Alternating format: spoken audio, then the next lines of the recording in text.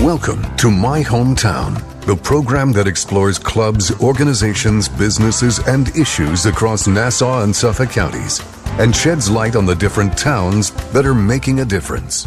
A great day to you and welcome to another edition of My Hometown on 90.3 WHPC.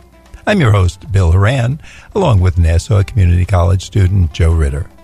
Our special guest today is Ryan Baum, certified alcohol and substance abuse counselor and certified interventionist with Long Island Helps Recovery Initiation, an organization that serves as a resource to the community to aid families and individuals who are suffering from drug or alcohol addiction. Ryan is uniquely qualified from his personal and professional background to aid any family that is suffering from the disease of drug addiction. Ryan, welcome to the show. Thank you. Pleasure to be here. Ryan, can you tell us what is Long Island Helps Sober Living? What type of organization? What does it do? Our organization provides housing for men specifically who are in early recovery from drug and alcohol addiction. We basically provide a safe and structured environment in our sober living homes so that they can get back on their feet. And few rules. Basically, we give them curfew, wake-up time. They need to be in outpatient substance abuse treatment, 3 self-help meetings a week. We provide dinner Monday through Friday. And it's just a good, positive environment for them to be in. And it's just the structure that we feel will benefit them to get them back on their feet so that they can live productive lives. All right, so now we're talking about drugs and substance. So I want to ask you personally, do you remember your first drink or drug, and how old were you, if you remember it? In the amount of times that I've been asked that question, it's so vivid. I almost think of it like a spiritual experience, and I'm not trying to glorify in any way. My first drink and drug was at 12 years old. A friend of mine's older sibling had bought us some 40-ounce Budweiser beers in a bottle. And I just remember it as it was the first time that my brain wasn't in overload. I remember being there, and it wasn't that I was thinking about what I was going to say or what I was going to do, and being just that social anxiety went away. It was, I could say that thing to that girl, and I can make that joke, and I just felt comfortable in my own skin for the first time. So that first drink, yeah, it's very vivid, even to this day. Now, going back to your memory, what was this a case of it happened once, and then, a lot of people say, oh, I drank, I got sick, and I never tried it again, or I smoked, or kind of take us through your history a little bit. From ages 12 through high school, 17 years old, I was never a daily alcohol or drug user at that time. I was always a binger. So when I did it, it was always multiple drinks. If it was marijuana, it was, multiple bowl hits of marijuana or joints. I think in high school I had tried Special K or ketamine a couple of times. I had tried painkillers a couple of times. Anything that I did, I was always a binger. I never had an off switch. I was always looking for it to make me feel better. But yeah, at that time, I chased that feeling. I always knew that the one thing that always made me feel better was drugs and alcohol. So what happened with your drugs and alcohol after that? Because you just told us that throughout your high school you were binging. So what happened? How did that not even out, but how did that come to an end? Because I can see now, I can see now you definitely don't look like the person who keeps binging. So hence why we're here. So right. So how did that, what happened with that? When I graduated high school and I went to college, I went down to Virginia Wesleyan to play college baseball primarily. In retrospect, the thing that I was really doing was I was trying to run away, and I thought that a fresh start would be the thing that was going to help me. In my first 2 weeks of being at college, I was drunk every day. So the disease of addiction and alcoholism, it's progressive. It will always get worse. It doesn't get better unless you're going to treat it, and I wasn't ready to treat it. I didn't know what the problem was. I didn't think there was a problem. And 3 semesters of college, I was asked to kindly leave. It was the first thing in my life that was ruined because of my drinking. I didn't see it at the time. That was the truth. I would give stories to other people about what had happened because there's a guilt and shame that goes along with, yeah, I got thrown out of college after 3 semesters because I drank and drugged my way out of there. I wasn't going to say that. I blamed it on professors and the program and the curriculum and blah, blah, blah. Shortly after leaving there, I joined the United States Army. I was in the reserves. I went away from my initial training for 4.5 months. This was at the beginning of 2004. It was great training for me. Taught me a lot of discipline, a lot of really good things. I felt a lot of pride in doing it. My grandfather was a drill sergeant in the Army back in World War II, Korean War, around that time. It was the first experience of my life where when I left to go to my basic training and my initial job training, my drug and alcohol use was pretty bad. And I didn't drink or drug for 4.5 months when I was away. When I came back, literally within an hour of being off the plane, I was drunk. And it was the first experience I had that if you don't change yourself, it's not if you pick up again, it's when. And that was very real for me.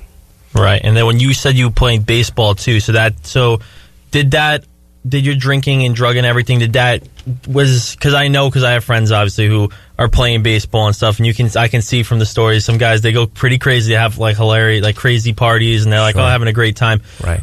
That definitely doesn't help what you were going through, right? No. College athletes, a lot of times the mentality is it's, work hard, play hard, and that's what it was as well. That 2 days and 3 days and practices and going to class and then when we had a chance to drink, we drank, which is anytime that you get a bunch of 18, 19, 20-year-olds together and you're binge drinking, there's usually... It never ends well. Usually not. It never ends well. I haven't heard of a lot of 18 and 19-year-olds getting together and, having a half a glass of wine and calling it a night. Right, and then they have some cheese and some bread on the side. Correct. Yes, now, correct. Ryan, when you were doing this, do you remember what thoughts went through your mind? Were you just thinking, I'm a cool athlete that's, all of us are going to overdo it once in a while or binge? Or in the back of your mind, did you say, I have a real problem here and, I know it's going to come to roost someday? I knew in college that I just liked to be in that environment and drink because it's what made me feel comfortable. And I always knew that I drank more than most people. Whenever I was drinking and using drugs, it seemed like I did more than most other people. And there was always this small part of me that felt, I'm different in a way from most people that are doing this. I just wasn't ready to take a look at it. I just wasn't ready to walk away from it because it really was the solution to my life. It was the thing that just made me feel better. It was my way of, I could breathe. I always felt like I was holding my breath, and when I drank and did drugs, it felt like I could finally exhale. Now, Ryan, this is so important. Before we go to Joe's next question, I would just like you to tell us a little more about Long Island Help's recovery initiation.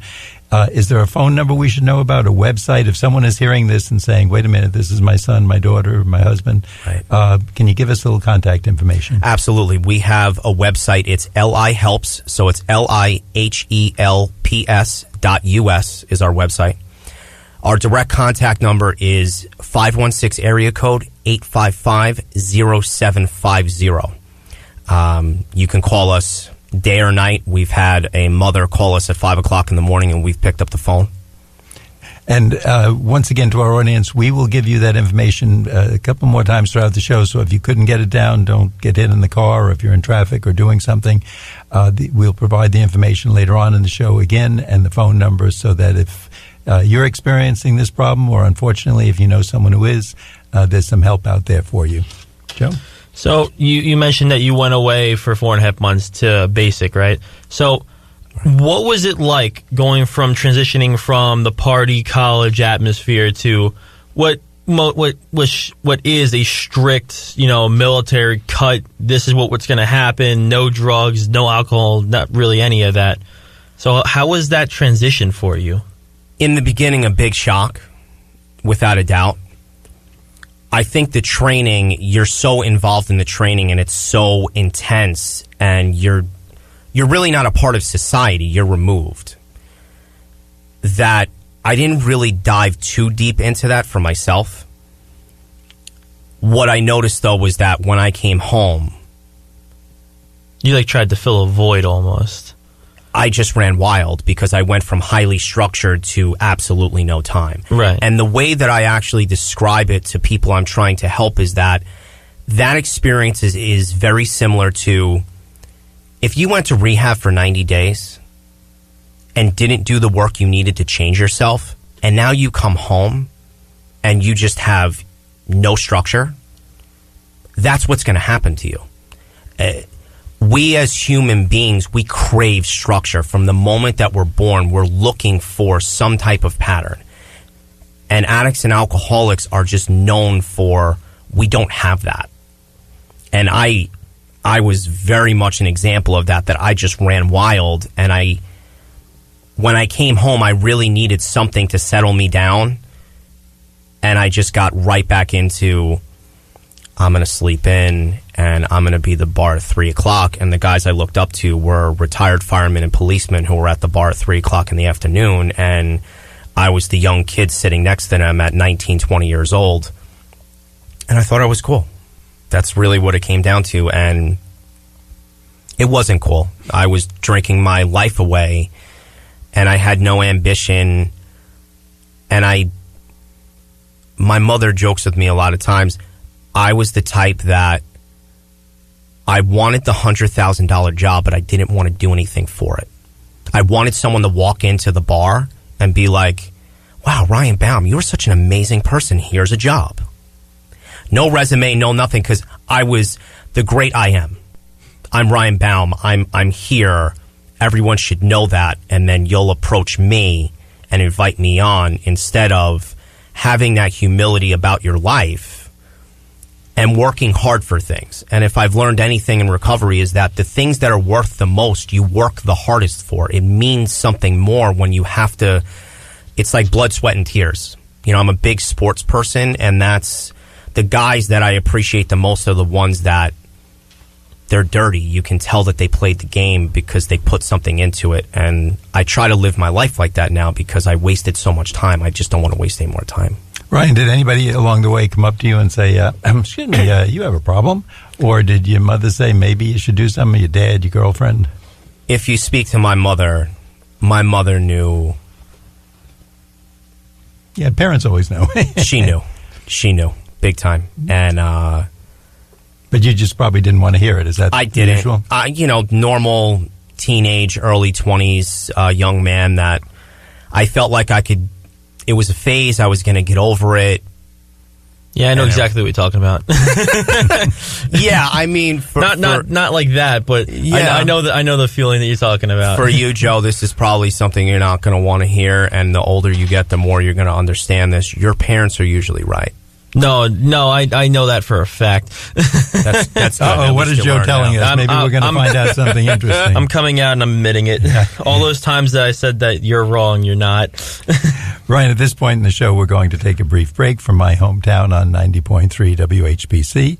We'd like to remind our audience our special guest today is Ryan Baum, certified alcohol and substance abuse counselor and certified interventionist with Long Island Helps Recovery Initiation, an organization that serves as a resource to the community and to aid families and individuals who are suffering from drug or alcohol addiction. We'll be right back after this brief intermission. It's Thursday night, and you're grabbing drinks with some friends. Started off with a pitcher for the table, which quickly becomes two. There's pool. And there's the photo booth. All right, everybody squeeze in. Say cheese! Followed naturally by an order of wings. And another. Can we get some extra ranch sauce? Then there's the ceremonial nightcap. So what are we doing this weekend? And lastly, it's back to the car, which, if you're buzzed,